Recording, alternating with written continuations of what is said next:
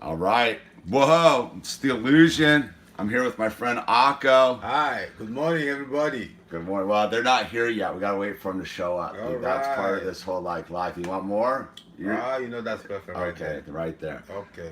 So there we go, dude. Enough vids is here, man. We just wait for a couple people to show up and then we start getting into it. All dude. right, all That's right. how it works, dude. Cool. See how the comments are. You ever done this before? No, I have not. All right, so we're on my YouTube channel. We're Okay. live streaming. Okay. But so here, wait. This almost works better to do. So I can't read the comments over there because they're kind of small. Yeah. So here we are, on, and then we got the comments. Right there. We got the comments rolling in there. Wow. Yeah, dude. You got this dialed in, man. Yeah. That's Akko's art in the back, dude. Akko's a real artist, dude. Thank you very much. The real deal, dude. Thank you. Thank you. What are you using? Oil, paint, oil? I use everything, I work with oils, acrylics, pen and ink, coffee. I have done the painting with everything, everything, brother, That's radical, man. You just got to work with whatever you have. It's a question of transforming, the basic materials into something that becomes a secondary or tertiary finished product. And that's all it's about. Some people use paint, some people use. I use Sharpie pens. There you go. That's my Exactly. medium. Sharpie pens and cardboard. You also use words. Yeah. So In do fact, you. not even words, you use letters. You Letters, take letters yeah. and you form words. And Yeah. then you take those words, you form sentences and then paragraphs and then pages and books. That's a trippy way to look So, at it. but that's exactly what it is. An artist takes paint. I pigment, didn't never really. and they I put never it broke. together and they put it together and then they form something that people can recognize.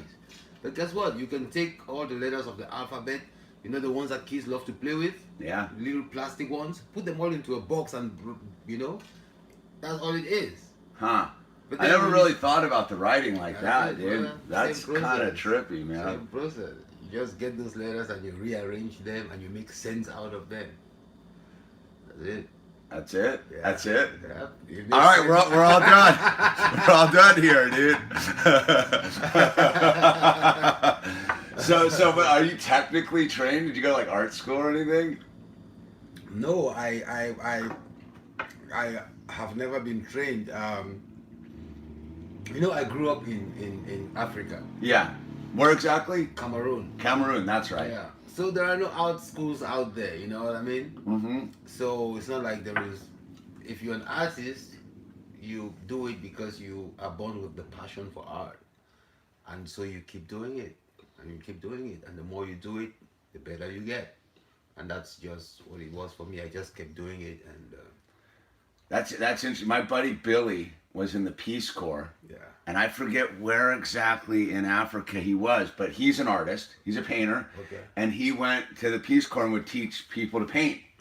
And the skin, they would make their own paintbrushes and stuff with like animal hairs and the Right whole there. thing. Because they didn't have any stuff, so they had to like Exactly. make it out of the. Right. That's So exactly so you're right in there. Cameroon and you're a little guy and Yeah. you just take to art. I just stick to art. I started off with drawing. From when I was a little kid, I used to love to draw. I would draw on everything and anything, I first of all is a chalk and the chalkboard, Mm-hmm. I would use that and draw and then when I started using pencils and paper, that was the next thing. So I would be drawing in my math book instead of doing math. I would be drawing in my, so you get into trouble so I started getting into trouble for that. Getting into trouble. A lot of trouble for that. You're a troublemaker. Back in school and back at home, I'm in trouble because I'm not paying attention. I'm drawing instead. Really Yeah. interesting. So what? Your parents had a different plan for you. My parents had a different plan, but I understand that. They were doing it out of love. What they want you It's to like do? life, What's their life is plan? hard enough as it is. Yeah. Making a life as an artist is said to be not very easy. Coming out of Africa So- too, right? Yeah. We would prefer if you just go to school and get, What some they kind of hoping? degree that would be able to give you a solid job. Okay. You know, it didn't matter so long as I went far enough in school to be able to get, you know, a valid qualification, maybe a master's degree, maybe, you know what I mean? Sure. Just be able to get a job, like a solid job. But art, you love art, good, but it's not gonna make it. You know, it's not. Sometimes it's not easy to make a living. That was their understanding, and so they tried to guide me away from that. But Yeah, you here we know, are. art, man, when it has a hold on you, it doesn't let go. No, no. So, So where in Cameroon did you grow up? I grew up in a town called. Well, my family used. Wait, I can, dude, this is part of what the cool thing is. I can pull up a map of Cameroon, Wow. dude. I grew up in a town called Buea. It's a town that is located right at the base of the highest mountain in West and Central Africa, Mount Cameroon. Okay, we got So Cameroon this is here. Cameroon right here. If you zoom in here, that's Buea right here. Boya? No, right here. No, next to that. Boom. Right. Oh, There Buea, you right go. there. Right there. All right. Right there. If you go in, you're going. That's where the Mount Cameroon. Mount you see Cameroon, Mount okay. Cameroon. That's And the right there, highest- that's the highest. That's the highest peak in West Central Africa. Really, and it's right there on the coast, It's right there, on the huh? coast, right there, and it's an active volcano. What's the deal with Cameroon? I like learning about stuff. And Cameroon, in the last year and a half, Cameroon has broken down into a violent situation. Oh no. And that is because the president of Cameroon, who was installed by the French, of course, has been serving French interests as he is expected to do. Sure, At the sure. cost of- The colonialism That's still. right, at the cost of the local people. And so he's been president since 1980. And, you know, the dissatisfaction and suppression and problems that have arisen because of his presidency are now overflowing. People are pissed. People are pissed, and it is now, you know, becoming violent. And it is sad because Cameroon is a really beautiful country. The people are loving and peaceful, and for this situation to become violent, you know, it tells you that things have really. Really? So it's a big leap culturally for It is a big leap for this to be happening. in Cameroon. Yeah, And he's been strangleholding for a long time. for a long time. Really? Long time. Are your parents still in Cameroon?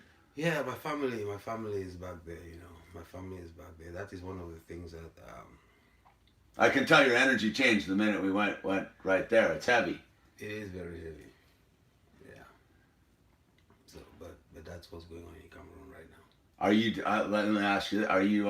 Is there a Cameroon in America to get this coordinated? Usually, there's sort of an offshore You know, there is resistance to the bad energy. You know what I mean? there is a Cameroonian diaspora all over the world, in Europe, in America, in, you know, different places, and this diaspora is following the developments at home very, very closely. Okay. Now, I don't know to what extent it is organized or coordinated, you know. I'm not sure to what extent that is going on, but I know for sure that there is a diaspora that is following the developments very, very closely. I do that myself. I keep an eye on things, and, you know, but I mean, what can I do as an individual? All I can do is do the best to support my family in these times as best as I can. You know? Sure. And if I have any good ideas that can help neutralize the situation, you know, I'm going to share them, because the violence is getting to the point where Cameroon was illegally occupied.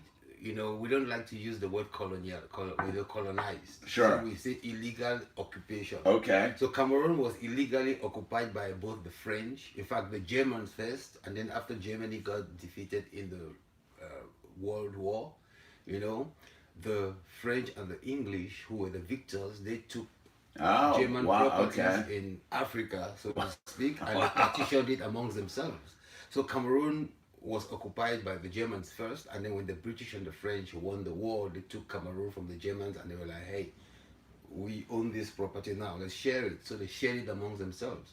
So because of that, part of Cameroon speaks English and part of Cameroon speaks French. Oh, So wow. because the presidents of Cameroon have all been French speaking and they've all been installed by the French government to serve French interests, the problem seems to be um,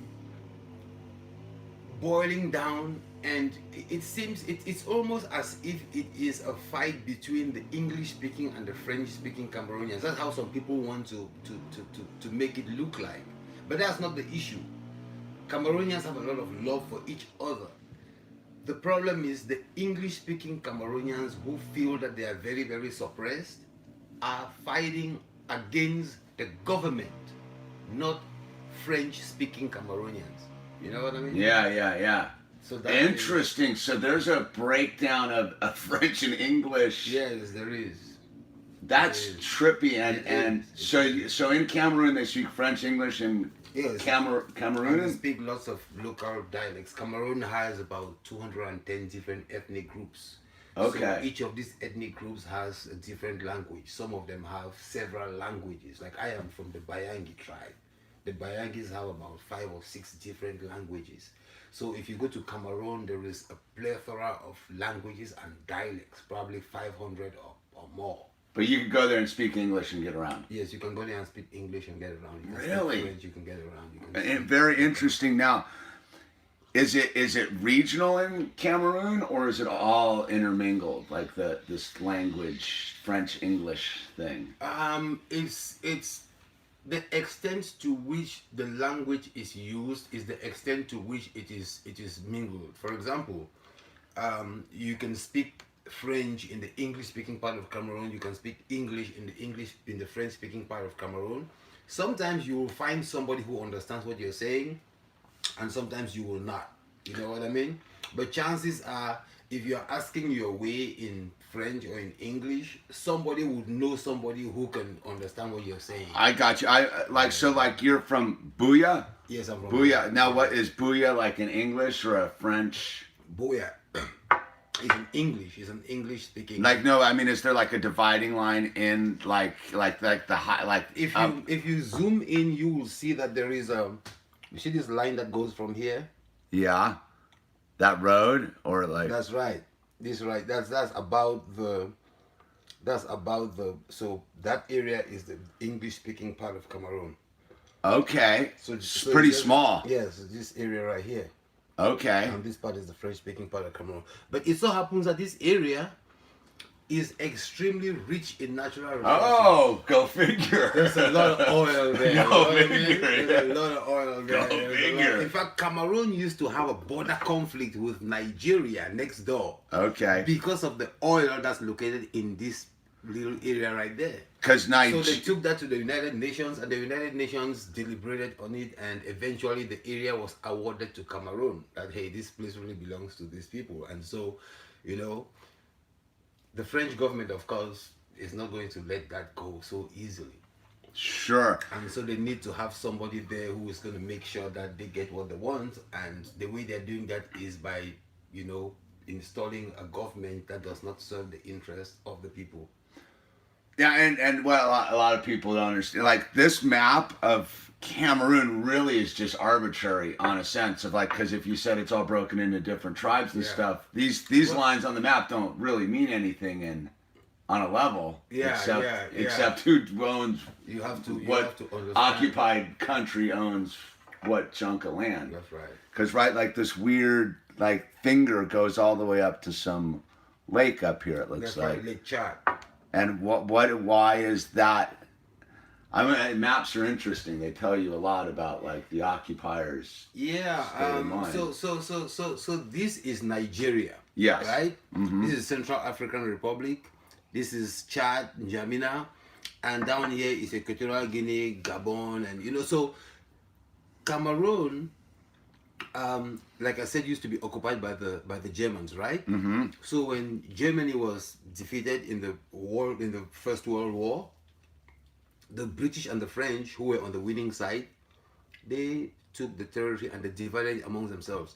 Now the French were already in this area. Oh, okay. Britain was here in this area. Oh, in Nigeria. So then Cameroon Okay. was in between. I So got they you. said, okay, let us partition this. That way, we can add this to our territory and you guys can add that to your territory. Oh. So Cameroon was partitioned along this line and the British got this section and the French kept that section.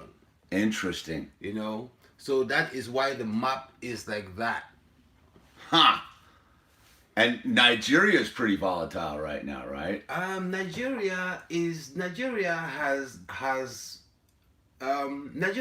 on a path to a lot of good things because finally the Nigerian nation adopted a constitution which limits the presidential term to 2. Okay. That is a major problem. When a country does not have a rotating presidency based on an institutional democracy, things can only go one way. Dictatorship. Exactly. And a dictatorship is never ever, very rare situations where a dictatorship ends up being something good for a country. Yeah. But so Nigeria has a democratic constitution, and so it's just gonna take a little bit of time, but the country is gonna pull together. Nigeria is a powerhouse, brother. No kidding. It's a powerhouse. It has probably, I think, maybe the biggest economy in Africa, or maybe I think after South Africa. But Nigeria has the second biggest movie industry in the world. I didn't know that, really. Yeah. After India, right? I think it's third. India is first, the United States is second, and then Nigeria is third. I didn't know that, Yeah. really. Yeah. And it has a huge movie industry. It has a huge movie industry. Wow. It does. So Nigeria is a powerhouse, bro. It has a big market. It has a population of 200 million people. So the market There's is 200 million people in there. Nigeria. There is. The market is there. The labor force is there, Mm-hmm. So it just requires Stable, good leadership that good government. that can tap these resources and Now, I heard the Chinese are up all over Africa doing their thing. Man, China is all over the place. China is all over the place, and it's both a good thing and a bad thing.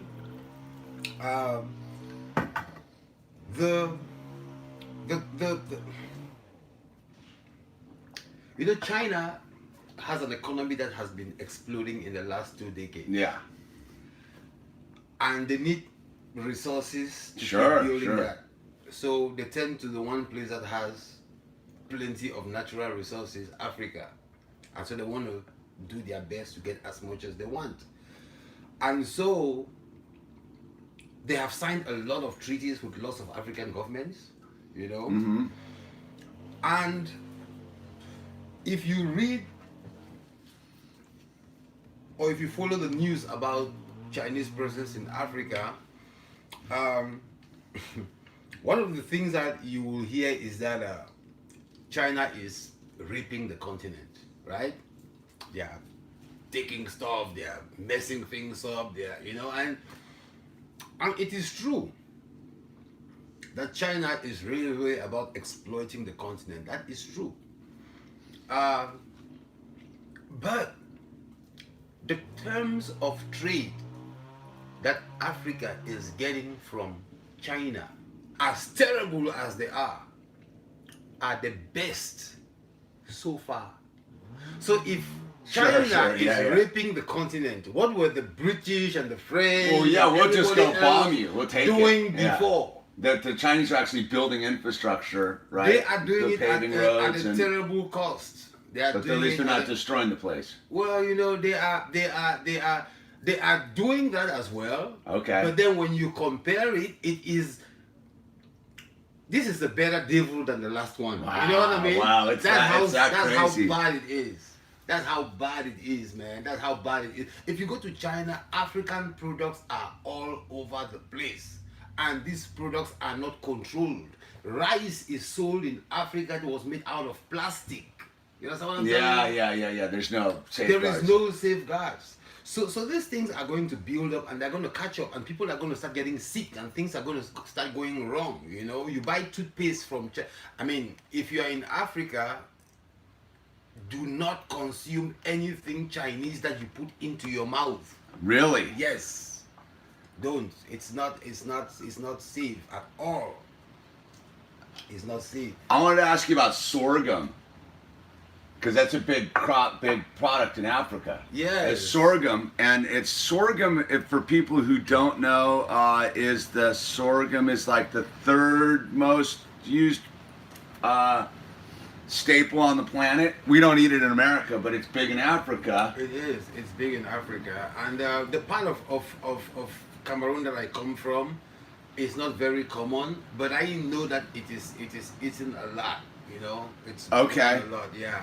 What now in Cameroon? What is in Cameroon? Like, what kind of vibe is it? It's tropical, right? It's tropical. Cameroon is 3 degrees north of the. So Cameroon is actually sitting on the equator. You see, like the map right here. Yeah. If Okay. you zoom out a little bit, you will. Oh, wait, let me see. All right. Okay, I got you. Okay, you see this country called Equatorial Guinea? Yeah. That's It's the called equator. Equatorial Guinea because it's on the equator. Okay. If you follow this same line and you come to the American continent, you will find Ecuador. Okay. Right Yeah, there, which sure. is on the equator. Sure. So you see, Cameroon is actually sitting on the equator. Oh, on the okay. So line it's of the hot. It's equator. hot. It's hot. All year round. All year round. Like right now, it's raining in Malibu. It's cold. In Cameroon, it would be raining and it's still Hot. warm. Yeah. So people are walking under the rain, and you know, it's a beautiful country, man. It's a beautiful country. Beautiful music. You know, the food is awesome. When was the last time you were back? Oh man, I haven't been back in a long time. I cannot really go back. I'm a political exile. Okay. Oh, you're a political exile. How does that? Why is that? I was a political cartoonist.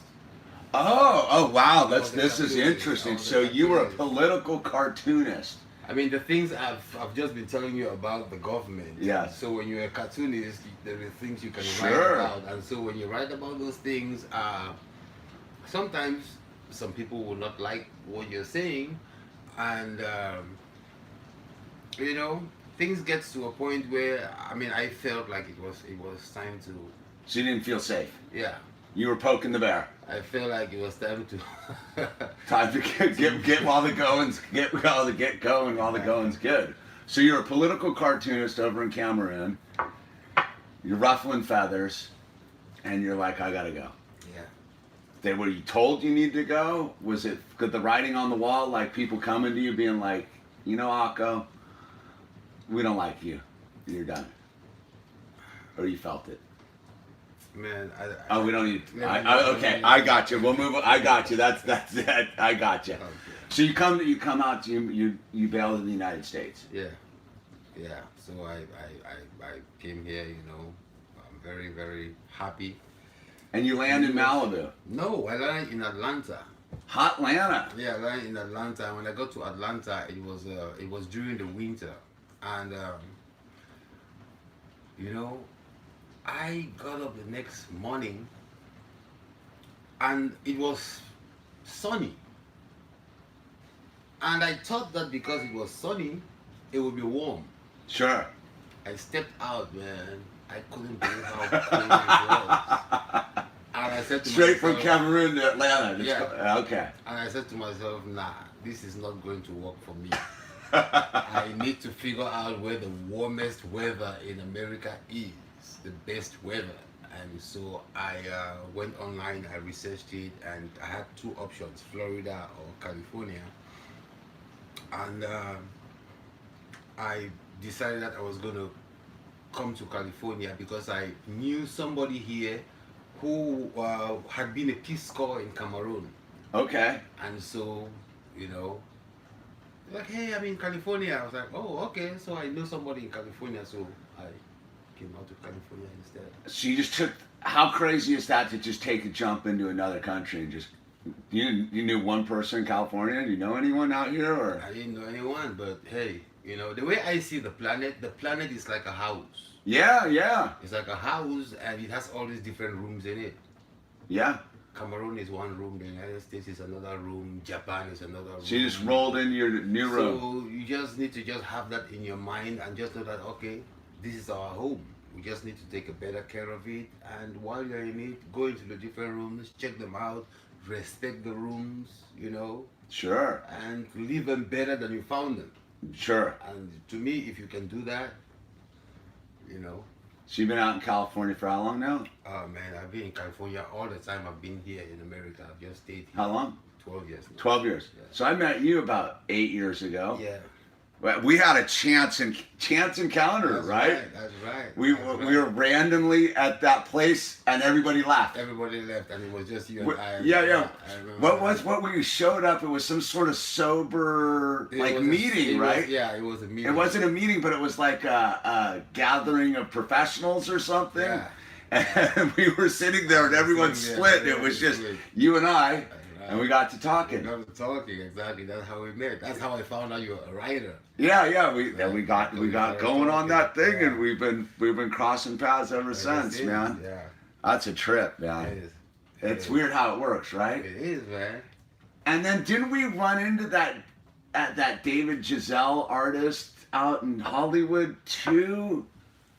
Were you associated with that? The guy who did David Griselle, is that his name? I did an interview with him. I thought I saw you at his party over at Rodney Mullen's house now. Cause you roll in that weird artistic circle. I do, but I cannot. I don't know. It would have been like 6 or 7 years ago, maybe. It's very possible, man. It's very possible. You know, I am always like last night when we were talking. I was in Hollywood because I keep my Saturdays open. Uh-huh. I go into the city just to attend art openings. So that's Okay. what I'm doing on Saturdays. I go from one gallery to the other. There's always art openings. You know. Really? Is that what you do on Saturday That's nights? what I do on Saturdays. You go to art openings. Yes, I go to art openings. I just go online. They list all the galleries that have an opening. You go there and the gallery, you know, they have art up on the wall, they have people. So then you know, allows you to network within the artistic community. So And all right. So you just go in and just cold turkey that's it. I just go. Hey, this one right here, boom. I look. The way the shows are, the opening would be, it will be listed on the website. It's going from 3 to 5. Mm-hmm. There is another one that's going from 4 to 7. There are some other ones that are going from. So you just make a 6 whole night of to- it. So then, exactly. So I'm like, okay, I like this art. I'm going to go to this gallery from 3 to 5, and then I'm going to leave from this one and go to this other one that's going from 4 to 7, and then I'm going to go to this other one that's going from 6 to 9, and then this last one right here is going from 8 to 11 p.m. So I just have it dialed out to where once I go into the city, I know exactly which galleries I'm going to go to from, you know, around 3 o'clock or 4 o'clock up to, you know, Okay. so then That's your Saturday. that's what I do. You go check out the art, go That's network. right, exactly. You go meet people, do collaborations. You had any shows lately? I haven't had any shows lately. I am very lucky that I so far I have been able to, word of mouth has helped me a lot. It's a trippy time we live in, right? We It can do a is. lot on That's right. a lot of, like this. That's right. It is. And I am actually I am realizing how important social media is, and so I just opened an Instagram account not to, you know. You just open an Yeah, dude, I Instagram just started account. an Instagram account.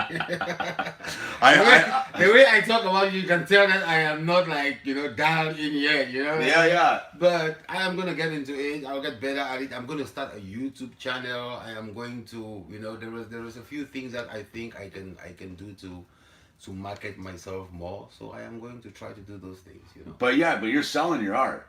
I am. I have to. This is Malibu, brother. You know how it is. Yeah, dude. Living here is expensive. It's a crazy So, town, man. And for you to be able to live here, you have to pay rent every month. Oh, yeah. You know, you have to do all these other things that everybody else has to do. So if you're an artist, then you have to be, you know, Yeah, you got extra your hustle. work has to be bringing in enough money for you to do what you need to be doing, you know. Yeah. So- Dude. So Well, but then also you can like link on to like once you got one good patron in this town, you're good to go too. Yeah, yeah, yeah. So yeah. once so you got Yeah, I got all right. I got some people that like my work. That's important. Yeah. So you're making. So we have a special. Akko actually brought over a piece that's still technically wet. You said. Yeah. It is a little sticky on the edges, isn't it? Yeah, it is because of the. That's what's actually wet on it is the varnish.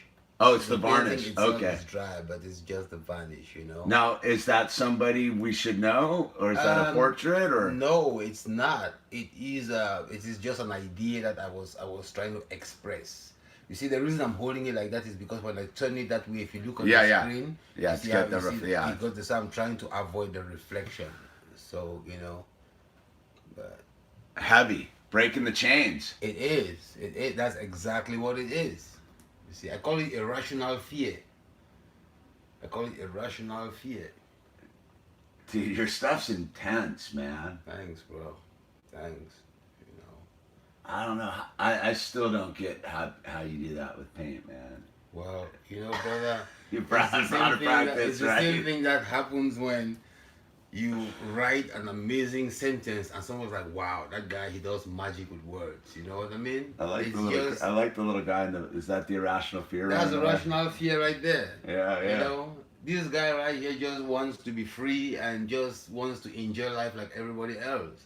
There is no reason to be afraid of him or to treat him differently. There's no reason to be scared. He just wants to just have the same opportunities and just enjoy life. So the fear that this guy down here has of him is not real. It's all in his head. So I trip. He's got his one eye. Is something's up with this one eye? What's up with this one eye, man? That's for me to figure out, right? Okay. That's right. It's part of his thought process. Okay. What do you think? I mean, like what would he be thinking about to be looking? You know what I mean? Different people come up with different things. Well, there's a story that something happened to his eye. Something happened. So to him. This person quite well. Right. Something happened to him. You know what I mean? Why did his eye end up like that? What happened? What was the process? How come he was in chains? It's now the chains are breaking open. Yeah.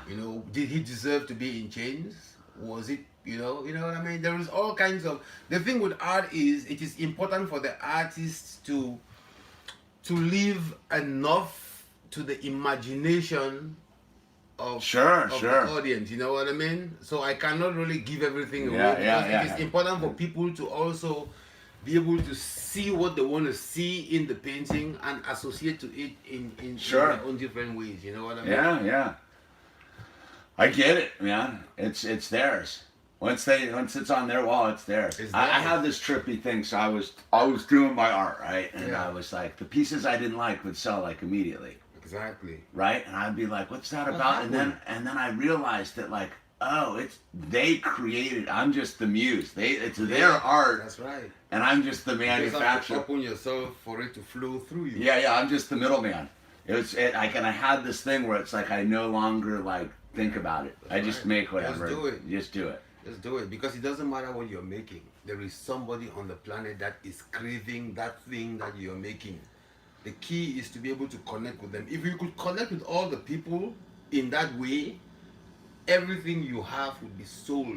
Everything you want to sell would be sold. No, it's the thing is, it's just impossible at this time to be able to connect like that. Well, that's what this whole weird social media is about. Like that's what Facebook is about. That's what Amazon is about. eBay, If you notice, I got the Etsy thing. That's how I roll. I'll roll all my stuff to Etsy, man. Okay, you see, those things, they help to connect people more. Yeah, it's amazing what you can get done in 2018. Yeah.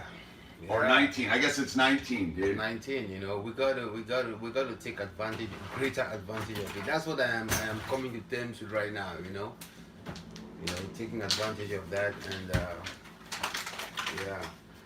taking advantage of because it's all right here. It's an interesting time we live in. Absolutely. Are you optimistic? What do you think's going on, man? Are we gonna Are the humans gonna vibrate through this whole thing, or? Oh, dude, we are so vibrating through this. You have no idea. Everything is gonna be perfect, bro. Right? Yeah, everything is gonna be perfect. It just looks like it's going crazy right now because all the all the coverings are getting peeled off. See, that's what I'm about. Like, All the coverings are getting peeled off. I mean, think about the trauma that people go through when they have to confront themselves for the first time. You know what I mean? Yeah. When you go through the steps and you have to confront, you know what I mean? Yeah. You kind of like, oh wow, there is this. Oh wow, there is that. So basically, the world is going. We are experiencing that on a global scale. I think so. That's what's going on. The covers are getting peeled off. You know, things are happening, and so it's a bit traumatic. And in that process, sometimes there can be a lot of drama.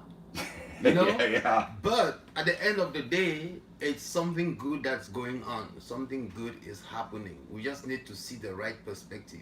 That's what's going on. Write it out, man. Yeah. Right? Yeah. That's what's going on, man. It's gonna get better. In Cameroon, there is violence. Why? Because the people are like, hey, listen, It's time. it's time. This thing Enough. cannot keep going on. This stuff needs to change. You know what I mean? Yeah. So that's it. If you look, the same thing is going on. It's going on, and sometimes it takes some negative energy for people to come to terms with that. Unfortunately, humanity, people, we seem to have this problem where sometimes we don't do the things that we would normally do if things do not get really bad. Yeah. Humans are trippy like that. Like, we gotta wait till we're our backs against the wall. We are excellent at surviving and bouncing back. But things have to get to like a really desperate place, and then you see the geniuses show up, and it's like, oh wow, you know? Well, yeah, because everyone wants to be fat and comfy, dude. Right? But, Like, you know. so that's what we're at. I think that's Yeah, I see. I'm with you, man. That's why I get all like fired up about like some of the stuff that's going on, because I'm like, I see what's being manifested is our darkness too. You know what I mean? That negative side of us is what will help to shine light on the positive direction we need to go to. Without that, how would we know what to stay away from and where to go? See, that's the thing, right? Like, I don't know anything about life. I just know what I don't want it to look like anymore. That's it. Right? You know, the gift That's of it. going through the process. That's right. And the only way you know that is having experienced that. Now, when you experience that and the process of discovering that is trippy, and that's what is going on right now. You know, we're experiencing it, we're discovering it, and we're stepping away from it. You know what I mean? That's what's going on. That's what's going on. What do you think about the technology? Like, you know, you hear a lot of the people do you see them walk sucked into their phones and the whole thing? Are we racing that? You know, it is something which right now we do not fully understand. You know, Sure. we do not fully understand that, and so we cannot fully grasp the effects of this technology. But the one thing I know for sure is that it's going to have a positive and a negative, because technology is neutral in itself. Sure. What comes out of it it's like money. You can put $1 million right here on this table. It would be there for as long as it is. Nothing is gonna happen. Nobody's gonna die. Nobody's gonna. But get some human beings around, and they see that $1 million. It's a different story. Somebody's gonna take that and go feed the poor in some other place and buy food for themselves and get themselves a car. Some other person is gonna take that and go pay some gangsters to go beat up his neighbor whom he feels has been threatening him. You know what I mean? Mm-hmm. So it's the energy that you bring to it. Okay. So technology is the same way. What are we going to use it for? It's like the internet is there. You can use it for good and you can use it for bad. So the kids that were bringing up this whole new technology, you know, and how are they going to adapt to it? How are they going to use it? You know, what are they going to do with it? How are they going to enhance it to help themselves and help the planet without paying too much of a price? I mean, one of the prizes that a lot of people are concerned about is you walk into a Starbucks, you see 10 kids sitting around the table and everybody's on their phone. They're texting. To each other. That's the So hottest. it's a little bit trippy, and because of that, then they do not have the social skills or the social, the ability to connect to other people in real life like you and I did. Sure. Because we grew up without that. Yeah, So talk, we can yeah. look into each other's eyes and be like, hey dude, what's going on? What's Yeah. happening? Yeah, We totally. can talk about that stuff. If I do something to you that you don't like, you're like, hey, I could listen, dude. Let's talk. Let's meet up. Something is not right. We'll meet up and we'll talk about it, and boom, we take care of that. But these kids today, I don't know, and I don't want to judge them, but I am thinking that it is much easier probably for them to just do that over the phone instead. You know what I mean? Mm-hmm. And there may be advantages to that, like maybe if somebody loses their temper, then the other person is not there for them to take it out on them, so maybe that could be an advantage. But I think it is much more important for people to be able to stand in front of each other, look into each other's eyes, and talk honestly to each other without losing their tempers or whatever. You know what I mean? Yeah. So those things are important. These days, people just say whatever they want to say because they can hide behind their screen Shit's interesting. and just say whatever. Most of the things that people type and put online, I'd never say to they you. would never say that if they were in front of the person that they had to say that to. You know what I mean? Yeah. So there is this whole thing that is happening, but I think that on the whole, irrespective of Well, it's bringing the world together. yes, Like irrespective of what the negative side of the technology, I think that it is a good thing. It's a really good thing, and I'm excited to be alive, man. I'm excited to be alive. I think in our lifetimes, people are going to be. We would be sitting here, and somebody just drove by through the air, flying by those trees over there. Like, oh, okay, yeah, that's his newest car, and it's just flying. You know what I mean? Right now, cars are being tested. That drones that can carry people are being tested. Sure. You know what I mean? There's radical stuff going on. There's gonna be those things in the market by I am thinking maybe 5-10 years time. There's gonna be in the market like where you can buy them if you can afford them. That's exciting. That's exciting, man. So you're fired up. Dude.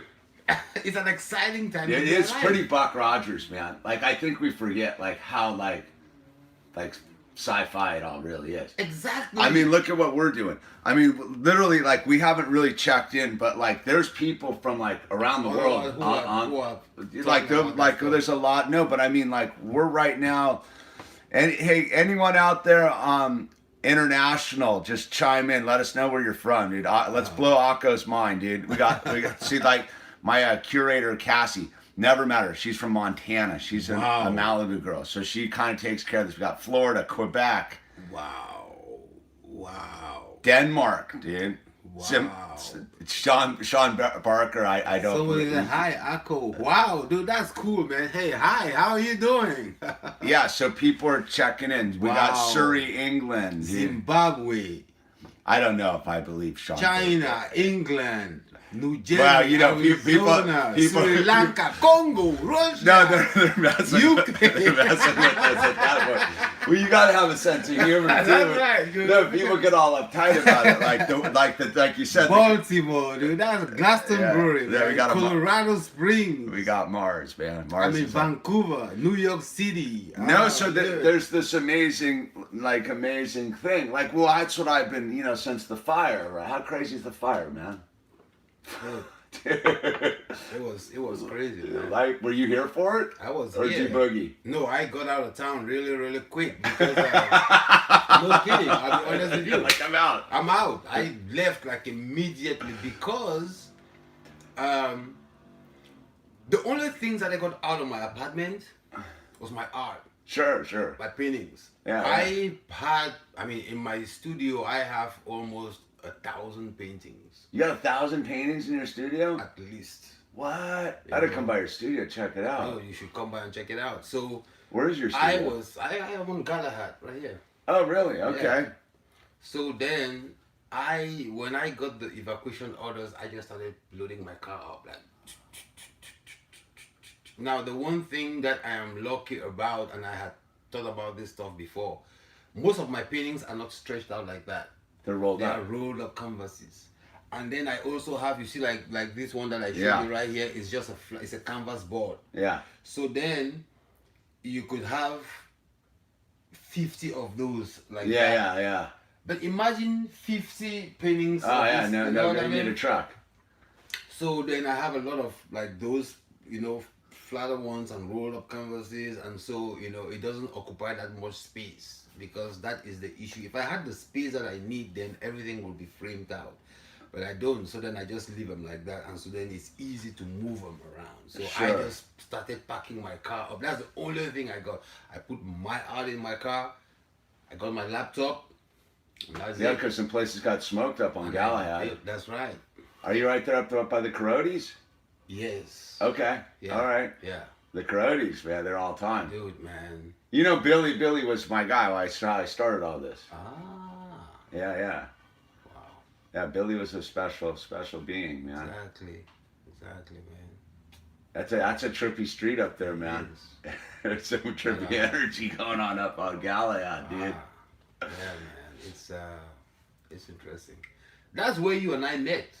That is right at the front. That place burned down, right? No, it didn't. It didn't burn down. One of those on the corner up there burned down, right? I think it almost one of those. The fire got on the property, but then they put it Because out. I was driving by, I was like, "Is that where Akko and I met?" It was like, I thought that one burned down. No, it didn't. It didn't burn down. It didn't burn down. At the time, Michelle, remember Michelle Garcia? Yeah, Michelle that's yeah. who it was. She was, yeah. She was the one who organized the event.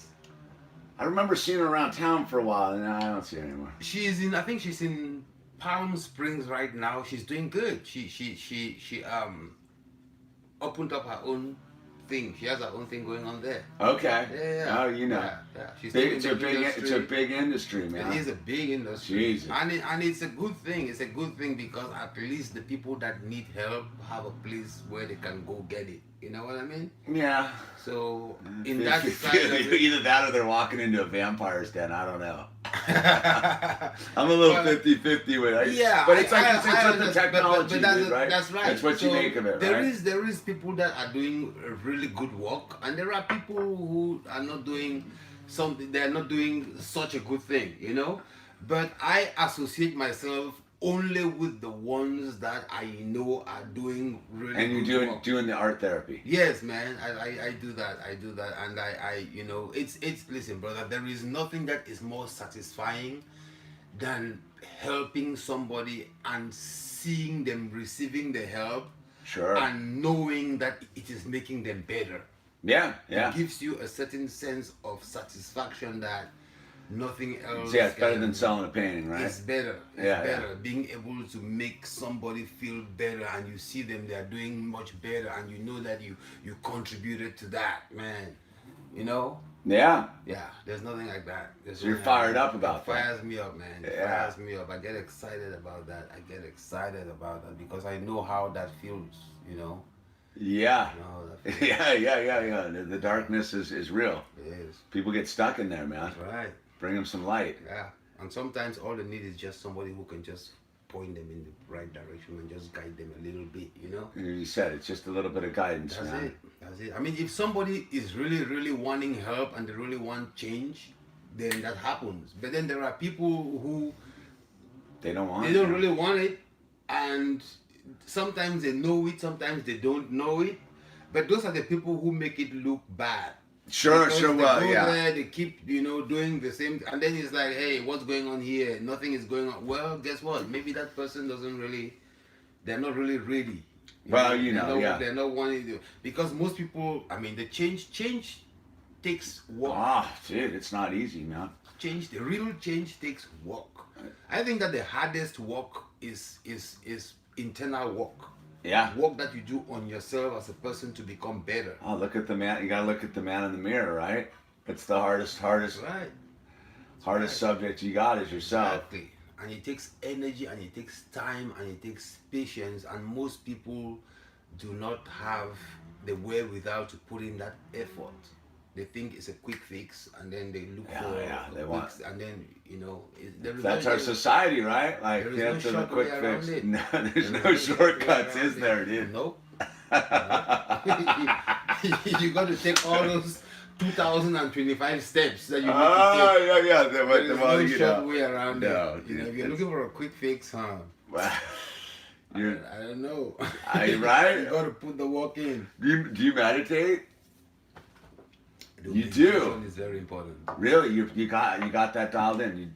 Do you got a morning routine? You get up? I don't really have a routine as such. I used to, but now I understand that you could make anything a meditation. Yeah. The process of drinking this coffee could be a meditation. It is the extent to which you are in the moment with it. Because meditation, for example, breathing. Mm-hmm. They tell you to focus on your breath. What is the point of that? The point of that is you are training your mind to step away from everything else and focus on something. Sure. So then, when you do that, as you're focusing on your breath, your mind is emptied of all other thoughts. Yes. So your mind is focused just on the process of breathing. Now, as you do that, before you know it, your mind has disconnected itself from your breathing, and you're thinking about that over there. And you're thinking about over there. And you hold your mind and you bring it back. And you focus on your breathing for 2-3 minutes, and then your mind takes off and it goes and it goes, and then you, bring it back. Now, depending on how long you've been doing this, the times during which your mind disconnects from your focus on your breathing becomes shorter and shorter. Somebody who just starts, they're going to find out that their mind has disconnected for 5 minutes, and it's been going over there and thinking about this other stuff, and it's like, oh wow, okay, and then they bring themselves back and they recenter themselves, they refocus themselves. The more you do it, the less time, the less time you spend being distracted. Sure. You focus on your breathing, and then your mind goes off, and it's 4 minutes, and you bring it back, and then it goes off, and it's 3 minutes, and and then you finally get to this place where it's like, hey, boom, boom, boom, boom. It's much more faster, and then you eventually evolve to the place where you can actually focus on that breathing for 10 minutes without your mind going off anywhere. Yeah. And then you start growing, and it starts growing, and those times become longer and longer. So that is basically it. So it basically teaches you how to focus your mind and how to see thoughts as they come in. That's all meditation does. It just helps you to see thoughts. And when you can see those thoughts, then you can deal with them. Because most people are not even aware. Think about it. Yeah. Think about the fact that the human mind does not ever stop thinking. No. Ever. It's always thinking. So if you ask the average person to write what they thought about yesterday, the thoughts that were in their mind yesterday, you will be lucky if you get 3 pages of writing. Sure. But if you have to record somebody who is speaking non-stop, have you seen those senators or congressmen when they do a filibuster? Yeah. Somebody stands and does a talk for 12 hours. Yeah. Have you seen those? Yeah. If you record them doing that, where they're talking non-stop for 12 hours, and you transcribe it into a book, how long do you think that would be? Long book. It would be a big book. Yeah. Right? Yeah. But when you ask the average person to tell you what they thought about yesterday, they will give you a 3-4 page, 5 page if you're lucky. Yeah, sentence, yeah. But then that tells you that they have missed out the vast majority of the thoughts that were going on through their mind, because it was a 12-hour period of thinking. But they are aware of just maybe 30 minutes, which is what they write. So that tells you that they are not even aware of 95% of the things that are going on through their mind. You know what I mean? Yeah. And so if you're not aware, how do you know if some really negative things are going on through your mind? Because your mind is always thinking. Sure. So then you're depressed, you don't know why. I think that's the reason why a lot of people are depressed. Yeah. And why are you depressed? Oh, I don't know. Yeah. Sometimes they don't even know the thoughts that are going on, right? Yeah. So I think meditation helps with that. It teaches you to see your thoughts, and then, when you see your thoughts, then you can start working to either, replace them or figure out where those thoughts are coming from, what is the foundational cause behind them. And so you get to a particular point where once you start realizing that, then meditation becomes everything. Being present with your breathing, with your cup of coffee. Right here, you and I, we are here right now. It's a meditation. It is the amount of mental focus that we bring to any activity, to the same extent that you focus on your breath, the same level of focus that you bring when you're in that. If you can start translating that into everything that you do, to me, I think that is the ultimate level of meditation. That's just my 2 cents. Yeah. But I think that if I can take it to that place where it becomes everything that I am doing, Get present, being so right? present with it, then Yeah, I've been tripping out on that thing. Like I've been super present with my my son, right, Owl, like his whole life, super present. yeah, And I sit back and it's a blur. And I'm fully like hyper aware, like when I'm with him, like that's right. like be aware right now, like Exactly. super focus in, and then I look back, it's like vapors. It's very interesting, like where you're like, wow, like I know I was present That's right. because I'm like super hyper aware of it, but I'm like, Yeah, what it's life. It's very fleeting, this life. it is. Very Like the thought life is very interesting. It is absolutely. I had someone pointed out something interesting about the fire, right? Because I lost all my stuff, right? All everything, right? And so whatever, but she was like, all this. You think more about all this your stuff now that you lost it than when you had it just sitting in boxes.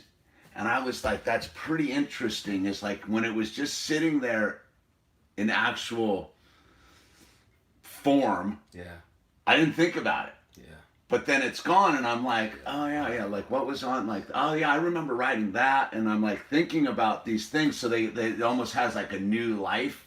yeah.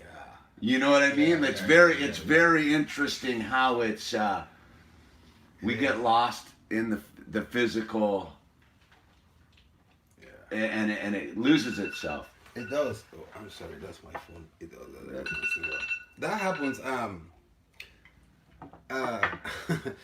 When I left, I was in Ojai for 2 months. Okay, And I had left the fire. You went up to Ohio. yes, I went up to Ojai, and during that time there was a big art commission that I was working on. It was Okay. a series of paintings that somebody had commissioned, and so I needed a place where I could continue doing that. So I rented an art studio in Ojai, and after 2 months, and at the time, I mean, after I left, it took about maybe a couple of weeks to learn that my place had not burned down.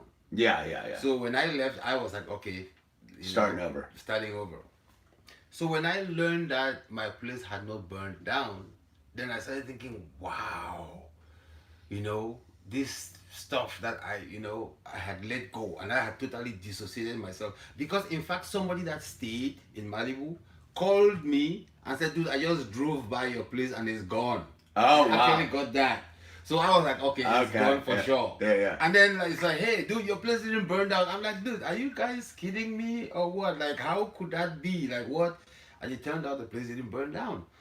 So when I finally came back to Malibu, dude, this is like a trippy something that happened. When I stepped back into my place, dude, the sense of guilt that I felt, I'm looking at my stuff, my shoes and my other things and everything else. And dude, it's almost like I could hear them saying, yeah, dude, you left us to die. You know what I mean? It was like my things, my clothes, it's like, oh, and everything was just silent, but it was just like, oh yeah, You left us to die, and because we survived, you're coming back right now trying to act like you care about us. You know what I mean? Yeah, interesting. And so then I thought about that, but now what I do is if I haven't used something for 5-6 months, I get rid of it, man. Really? Yes, I get rid of it. I get rid of it. Every first Thursday, every last Thursday of the month, I go through my stuff and I get rid of some stuff. Because the 2 months that I was in OI, You didn't need any of I it. didn't need any of that stuff. I didn't need any of that Yeah, stuff. it's trippy, man. I So- like if because it's a like I see people that are jammed up about it. Like I was just like, man, You know? I didn't need any of that stuff anyhow. I Like didn't. I got new stuff came in out of the. It's just I have more stuff than I. It's insane. It is insane. It is insane. I have more clothes now than I did before. You know what I mean?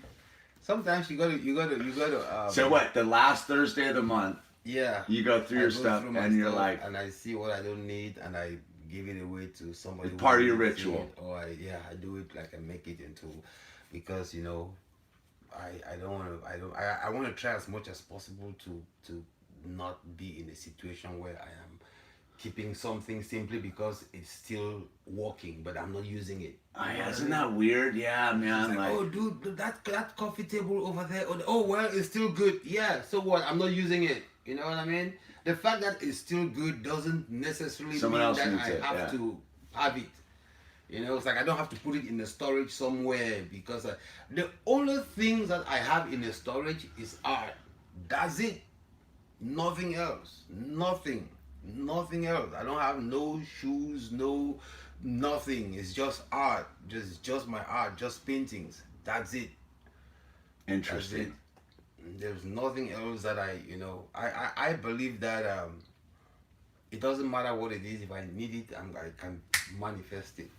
Yeah, right? I can manifest it. And so if I really believe that I can do that, holding on to stuff is a stronger belief that I cannot re-manifest it when I need it. That's interesting. That's a pretty interesting take on that, right? Yeah. Hanging on to stuff is denying That the you can abundance, do it. right? Right. Because Because it's if you accept the abundance, why are you holding on to that? You know? yeah, You know what I mean? Totally. Let it go if you really believe it. And what you really believe is what manifests. Manifestation happens like it has to be it is not what you want, it is what you believe that shows up. You know, there is a difference between what you want and what you believe. Interesting. You can want something, but you don't believe that you can have it. And the fact that you don't believe that you can have it, that is what is going to show up. The fact that you don't believe that you can have it, because belief is much more deeper than want, than need. A belief is a knowing. You know, it's a knowing. How do you? All right, let me. This. How do you separate the thought, like the difference? So let's say you're in your mind, right? And you're like, well, I want that. Yeah. I want to be that or whatever it is, Yeah. and believe. How do you differentiate the two thought planes? Okay. Belief is something that you have thought about, and after you've thought about it, then you take it to the next level of thinking that you already have it. Belief is the same thing like faith. Okay. The Bible says that what is faith? Faith is belief in things not yet seen, the evidence of things not seen. That's what Sure, belief is, sure. right? So what would be the evidence of something that you have not even seen?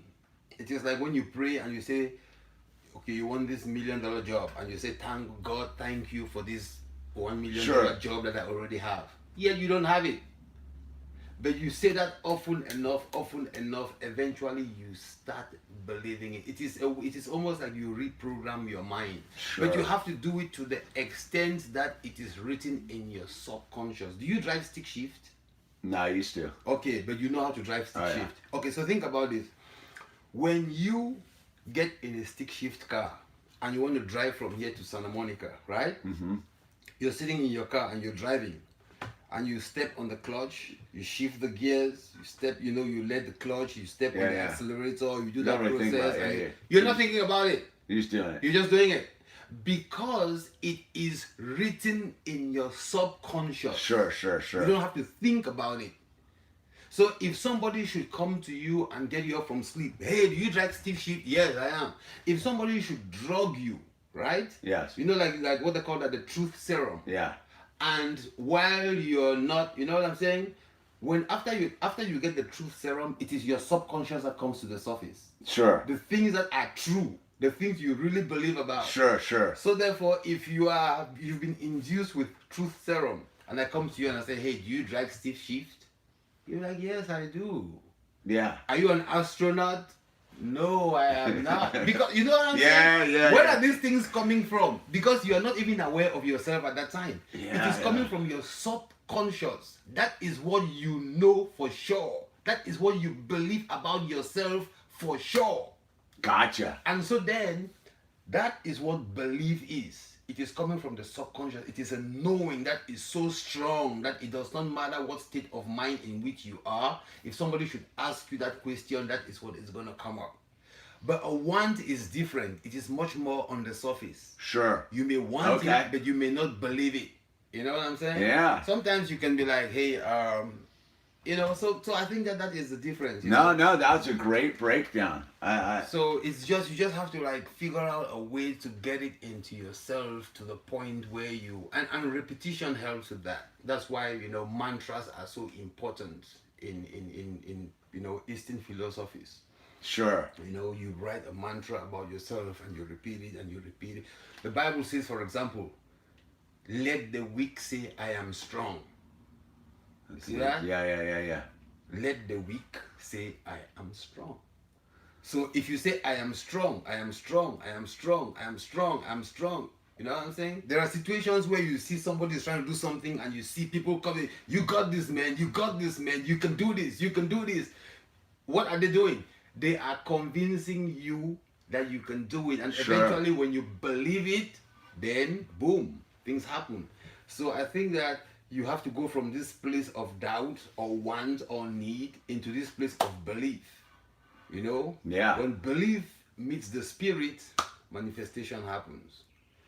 That's what I think. But that is what I believe at this time. At this time, yeah.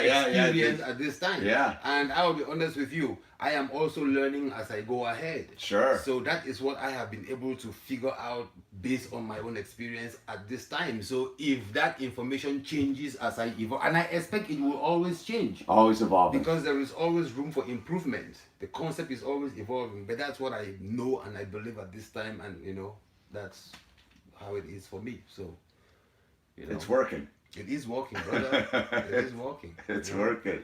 It is working. I'm here in Malibu, dude. You know what I mean? It is working, brother.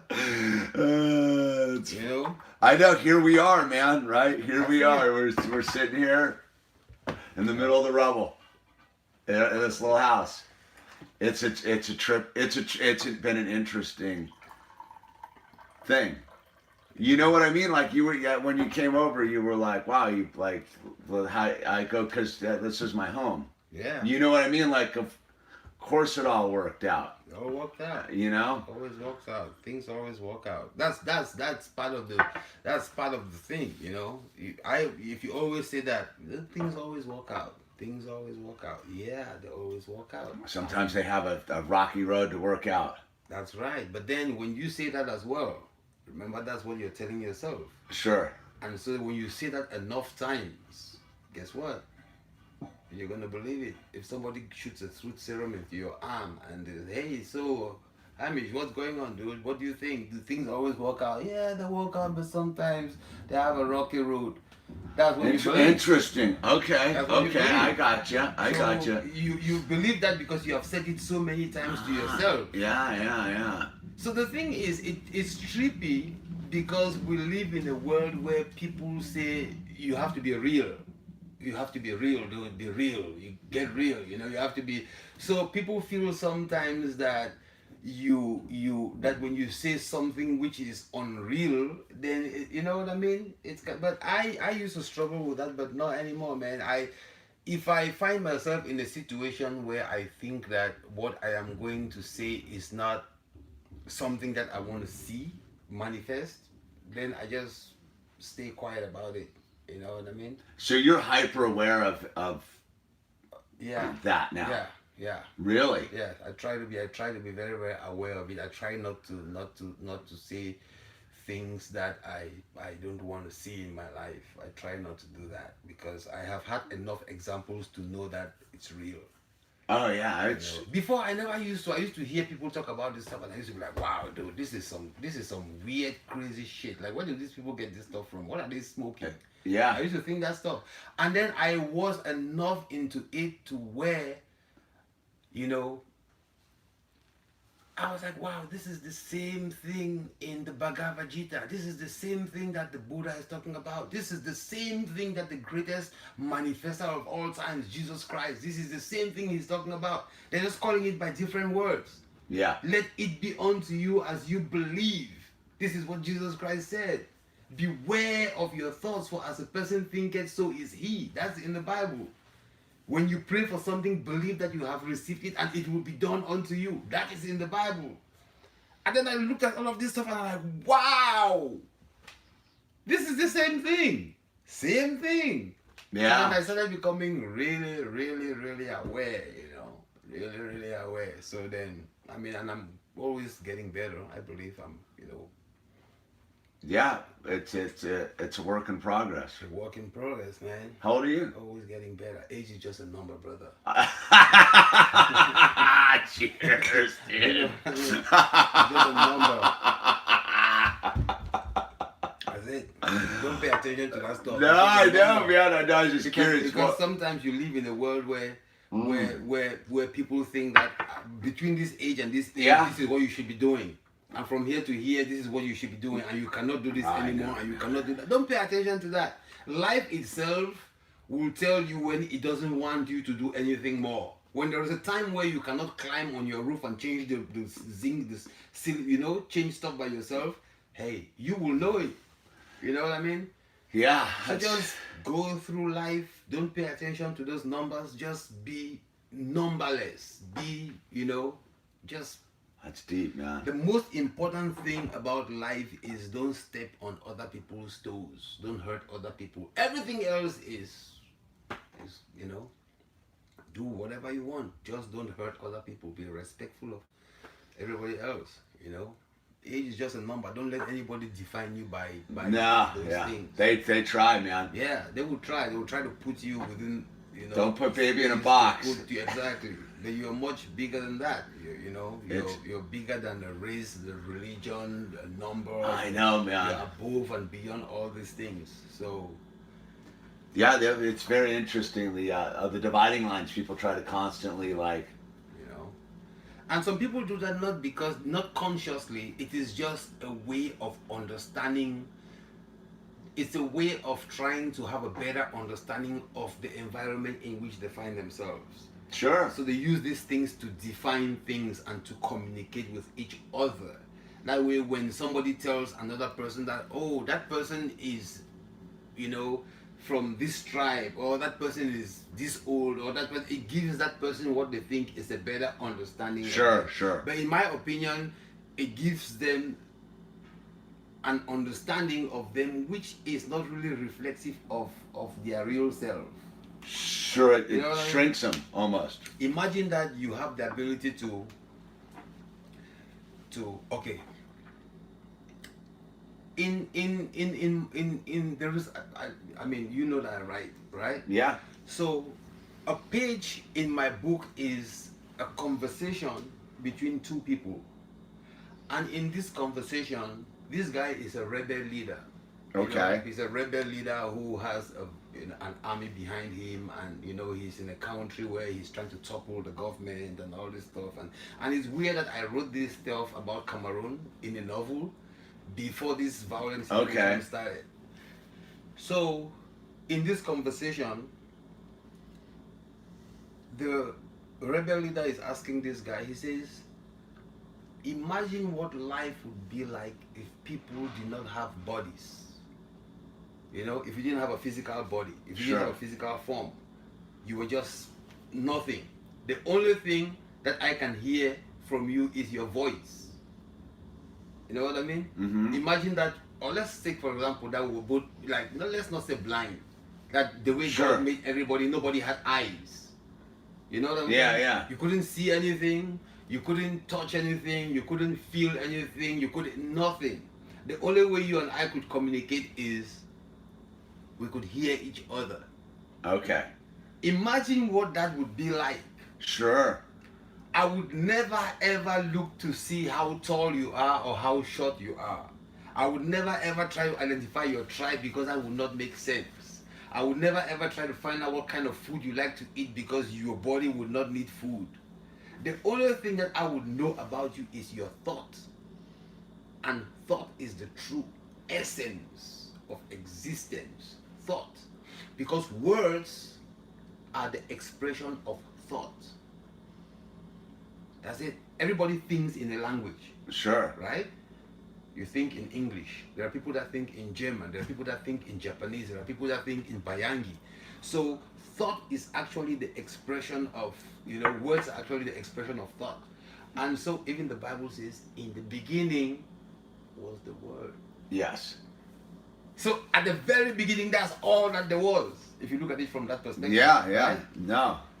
So then, if we find ourselves in this situation where that's all there is, I think that to me is pure spirit, and I think that is the true essence. That is the true essence of humanity. That to me is like what the spirit truly is, devoid of all these other trappings like age and Yeah.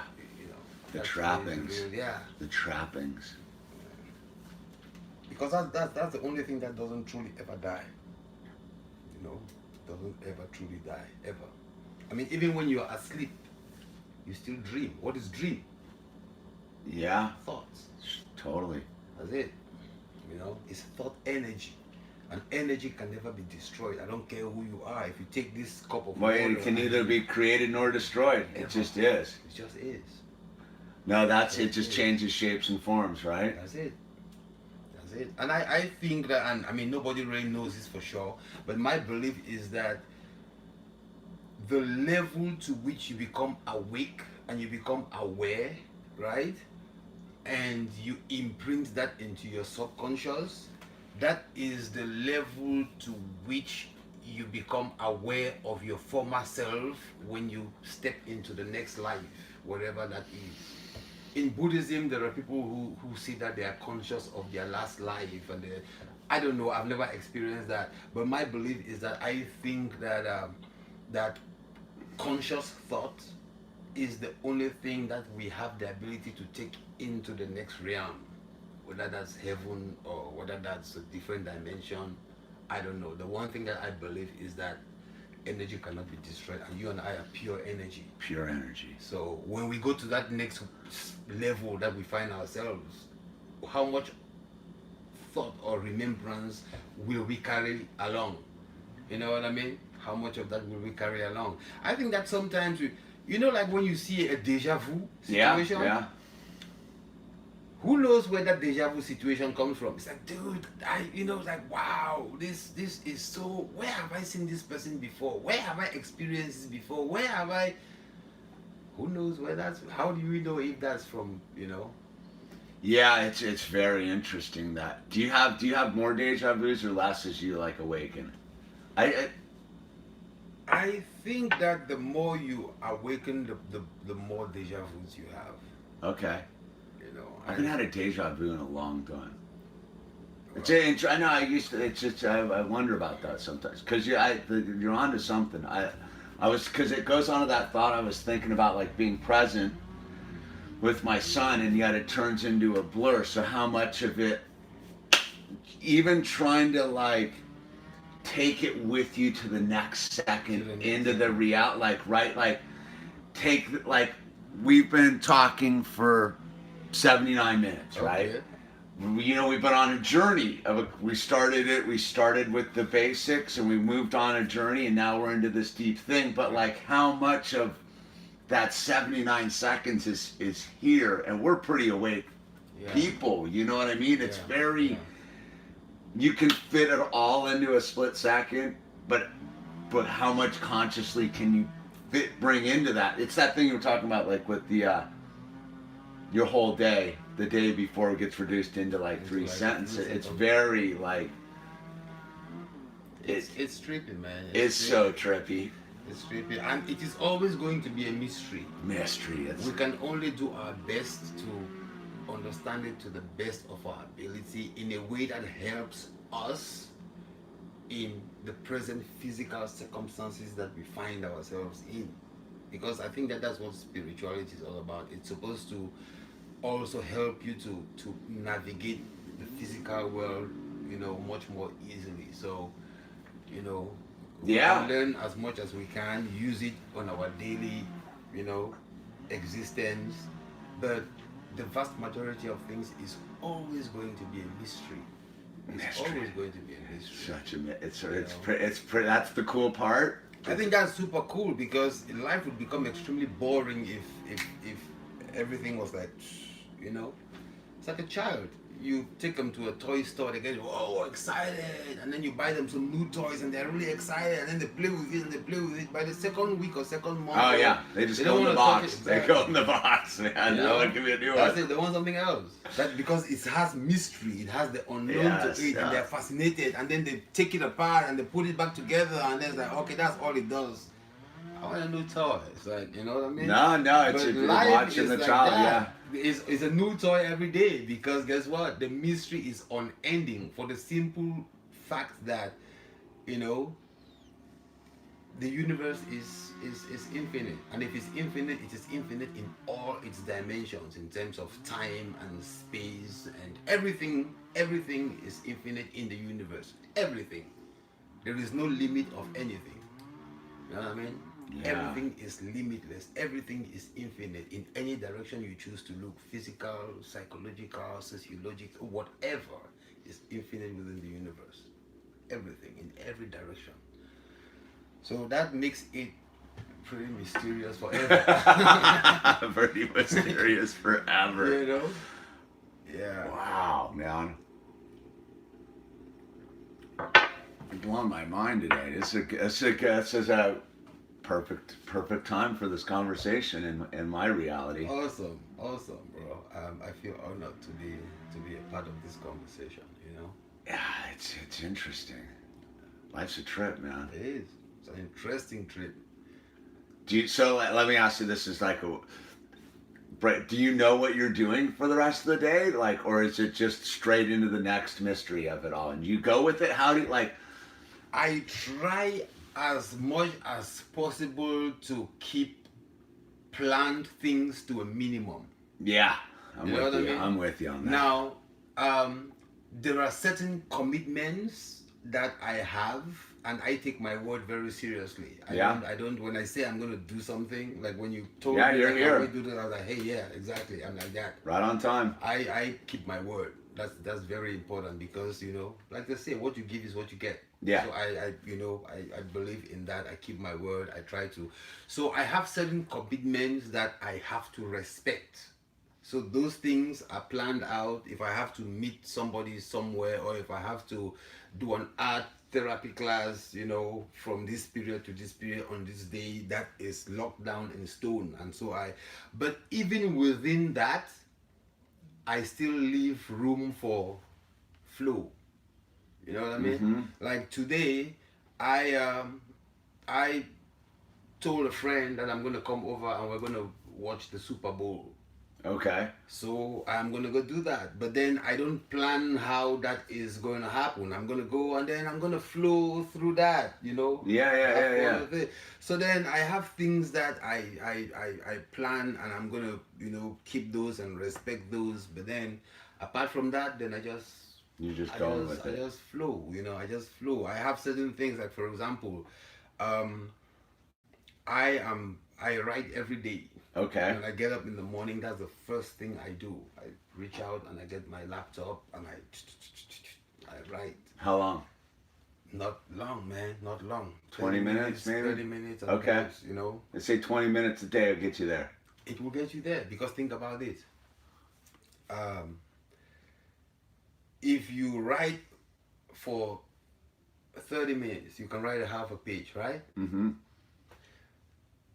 And if you do that every day, that will be 365 days. Yeah. Right? So which means you write a page every 2 days. Yeah. So what is half of Yeah, 150, 365? 150 pages roughly. That- 170 pages, yeah. There you go. The color purple, I don't think it was as long as that. It sold 20 million copies. Yeah. You know what I Yeah, mean? yeah, yeah. So the alchemists, I don't you know. So you look at these books that have made a ton of money. If you write for 20, 30 minutes every day and you write something good, it can change your life in ways that you know what I mean? Yeah, yeah. So I don't think you have to write for too long. I am not one of those people who believe in that. I believe in consistency. Okay. I don't believe in hard work. I believe in consistency. Wherever the need for hard work shows up, I can step up to it. But I don't plan on that. I plan on being consistent. I like that's a great way to approach And in that it. path, if some hard work shows up, oh man, I will take care of it. Yeah. Care of it. But you know what I mean? I try to be as consistent as possible, and I try to, when a door opens, I do my best to step through it. Like I met you at the store and we're talking. Like, hey man, listen. Yeah, yeah. Can you? I was like, oh yeah, boom, I'm gonna do that. Think about it. That is a door that opens, and so I do my best to step through it. Sure, You know? sure.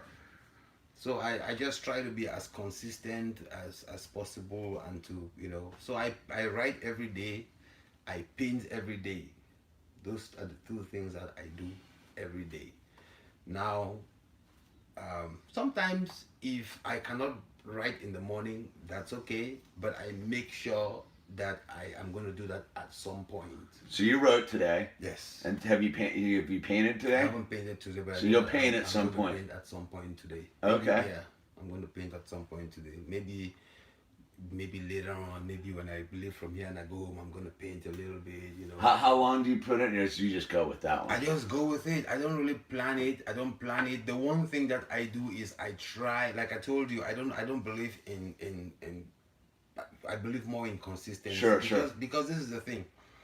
People who are working hard all the time, being able to work hard is good. Yeah. But if you work hard all the time, if you're not careful, if you're not very well put together, you can have a breakdown. Sure. Yeah. You know what I mean? And that is why if you find an artist who, when they get the inspiration to write or to paint, they do 12 hours and then it's like, okay, and then they have to, like, you know, it's almost like they've emptied everything that they had in themselves, and they kind of like have to back off and go recharge. Sure. I don't need to do that ever, because guess what, brother? We have a saying back home that when you find very good food and you eat it, save some hunger for the next meal. So for example, this nice cup of coffee, I am not going to drink so much coffee to the point where I don't want to smell coffee anymore. Sure. I'm going to drink enough of it, and when I get to the point where I am almost about to get satisfied, I'll stop. Interesting. So that way, I am taking some hunger with me. I eat the food, and before I get full, I stop. You know what I mean? Mm-hmm. I Gotta stay nurse a little bit of hunger in me. Gotta stay hungry. So right? by the time Yeah. tomorrow shows up, that hunger has grown and I'm ready to pick up my pen and I'm ready to write some more. I'm ready to. But if I decided to paint for 6 hours, Burn yourself out. by the time I drop that paintbrush, I probably don't want to pick it up for another 2 days or 3 days. Or I don't do it that way. So instead of doing 6 hours, I'm gonna do an hour or two and I stop. I stop. Some people think that you have to let the inspiration flow because it's flowing. I don't really believe that. The inspiration is there. It's a part of you. You nurse it. It's like a plant. It's in you. It wants to come out, and you're like, oh yeah, I see you. You talk to it. You communicate with it. You know what I mean? You have all this meeting within yourself, and by the time tomorrow comes, you step up to your canvas. You've spoken with the idea. You guys have communicated. You guys have agreed on what to do, and you go up to your canvas. You paint and you paint and you paint, and then you stop yourself. And when you stop yourself, it's like, hey, think about it. You have really good food. You start eating, and then the food is really good, and you stop yourself. Wow, yeah. By the time tomorrow comes, you are so ready to eat some more. I like how you articulate it. Like, I apply some of that, yeah. But you articulate that very well. So I do that with all my art, and so then I don't ever get burnt out, ever. Wow. I don't ever. On that note, I think that's the close right there. Akko. Yeah, bro. Thanks, man. Thank you. Thank you. No, man, you Thank changed my reality today. Oh, thank you very much, man. Dude, this Thank is you. beautiful. Thanks for giving me the opportunity. So this is Akko, Yeah. and for those of you who hung around, he is what's your Instagram? I posted it. Painter of the Peace Dove. Painter of the Peace Dove. Yeah, Dove. Peace Dove. Yeah. Painter of the Peace Dove on Instagram. His link will be down below for his website and his That's right. Facebook. Peace Dove on Facebook. I'm on Facebook, Akko Eyong, A-K-O, first name, E-Y-O-N-G, last name. And my website is www.mynameisakko.com. Akko is A-K-O. There you go. You know? All right. Let's go with the flow. Absolutely. All right, everybody. Thanks for joining in on our coffee